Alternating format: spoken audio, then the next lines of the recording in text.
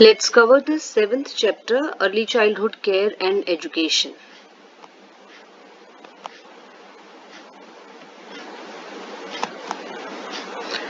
Now, what type of preschool education program provides good learning? This is child-centered and informal program.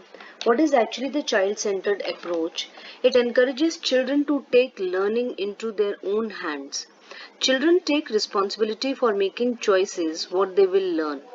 Example, allowing students to choose from two novels that are unlike anything. Next,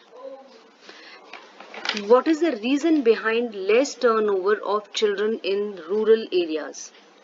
Older children are given responsibilities of younger siblings. Also, because of fewer resources like money, less importance of education to an uneducated parents, poor infrastructure of schools, security issues for girls, discrimination of girls as a result they are not allowed to go to school, and also education system is not updated. Role of ECCE, that is Early Child Care and Education. ECCE provide institutional care for young children so that elder children can join the school. It also provides nutrition and health services like midday meals, health checkups, refer to clinics or hospitals for immunity. Next, what is the main objective behind ECCE? It is the holistic development of the children, means social, emotional, physical, cognitive development. Preparation of these children for big schools, providing support to women and children by giving them health education, skill formation centers for adolescent girls. What do we mean by substitute care? A care given to the children in the absence of family members, if both the parents are working. Name given to such organization is crèche.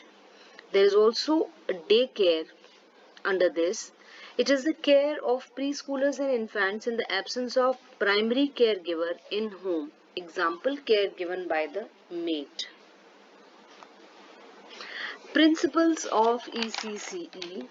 It is the play is the base of the learning. Art is the base of the education. To recognize important feature of child's thinking. Importance is given to experience in the field of learning. Combination of formal and informal interactions like oral learning from which information is derived. Textual source and cultural source information is derived from culture. Use of local material for the knowledge. Flexibility in the learning program. Development of healthy habits through health education. This is all for our 7th chapter. We will meet till the next. Thank you.